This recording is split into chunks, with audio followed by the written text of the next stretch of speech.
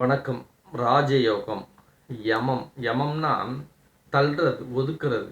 சில விஷயங்கள்லாம் நம்ம பண்ணக்கூடாது. அந்த ராஜயோக நிலைக்கு நம்ம செயல்படும்போது, அதுக்குண்டான பயிற்சி மேற்கொள்ளும்போது சில விஷயங்கள்லாம் செய்யவே கூடாது. அதுதான் யமம். என்னென்னவெல்லாம் செய்யக்கூடாது? 1, வாழ்வியல்லேருந்து விலகி வந்துடணும். வாழ்க்கை அப்படிங்கிற ஒரு சூழல்லேருந்து முதல்ல விலகி வந்துடணும். 1. 2வது, அசைவ உணவு சாப்பிடக்கூடாது. பொரிச்ச உணவுகள், எண்ணெயில் போட்டு பொரிக்கிறோமில்ல, அந்த உணவும் சாப்பிடக்கூடாது. வறுக்கிற உணவும் சாப்பிடக்கூடாது. இதெல்லாம் இந்த ராஜயோக நிலைக்கு ஆகாத உணவுகள். இதெல்லாம் சாப்பிடக்கூடாது. காய்கறிகள்லாம். அப்புறம் வெள்ளை உணவுகள் சாப்பிடக்கூடாது. வெள்ளை முழுமையாக வெள்ளை நிறத்தில் இருக்கக்கூடிய உணவுப் பொருட்களை சாப்பிடக்கூடாது. அப்படி அதெல்லாம் ஒதுக்கணும். 3வது, மனம் எந்த ஒரு சந்தேகத்தோட நீ யாரையுமே அந்த பாகுபாடு இல்லாமல் பார்க்கணும். எறும்பு ஒன்று தான், அந்த மனுஷனும் ஒன்று தான். அந்த லெவலில் தான் நீ ஒவ்வொருத்தரையும் மனோ சக்தியில் பார்க்கணும்.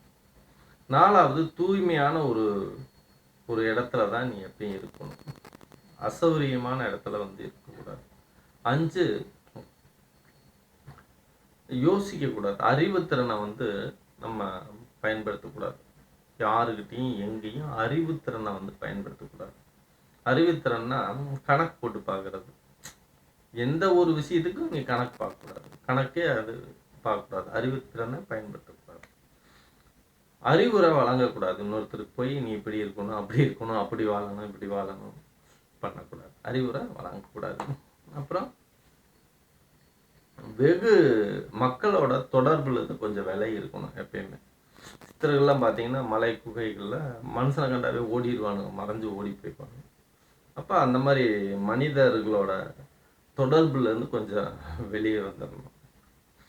இப்போ எல்லாம் பார்த்தீங்கன்னா, யூடியூப்லாம் போட்டு பப்ளிசிட்டிலாம் பண்ணிகிட்டு இருப்பாரு ஆன்மீகவாதிகள். அப்படியே அந்த விஷயமெல்லாம் பண்ணக்கூடாது.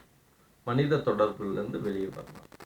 அடுத்து, எந்த ஒரு மனிதருக்கும் நஷ்டத்தை ஏற்படுத்திடக்கூடாது, எந்த ரூபத்திலையும். அடுத்து, பக்திமயமாக தான் இருக்கணும். இறை பக்தி, ராஜயோக நிலையை, அதை சார்ந்த சிந்தனை, அது மட்டும்தான் இருக்கணும். இறை நிலையோட தான் இருக்கணும். 10, நீ ஜீவனாம்சம்லாம் பண்ணக்கூடாது. சம்பாரித்து உணவு சாப்பிட்டுக்கிட்டு வாழக்கூடாது. யாருக்கிட்டையாவது யாசகம் வாங்கி தான் சாப்பிடணும். யாசகம் வாங்குறப்ப என்ன கிடைக்குதோ அதைத்தான் சாப்பிடணும். ஒரு குறிப்பிட்ட காலத்துக்கு. அதுக்கப்புறம் உங்களுக்கு அந்த உணவு முறையே தேவையில்லைங்கிற சூழல் வந்துடும். அப்போ அது லாப நோக்கத்தில் எந்த செயலையும் செய்யக்கூடாது. லாப நோக்கம்னா சாஞ்சு உட்காரதுக்கு ஒரு கல் வச்சு முட்டு கொடுத்துக்கிட்டு நல்லா தலைக்கு கல் வைப்பாங்கள்ல, அந்த மாதிரியும் கூட லாப நோக்கத்தில் ஒரு செயலை செய்யக்கூடாது. இந்த மாதிரி இந்த விஷயங்கள்லாம் நம்ம செய்யக்கூடாது. அதுதான் யமம்னா தள்ளுறது, ஒதுக்கிடணும் இந்த விஷயங்களெல்லாம் அப்படின்னு சொல்லி ராஜயோகத்தோட முதல் நிலை. நன்றி.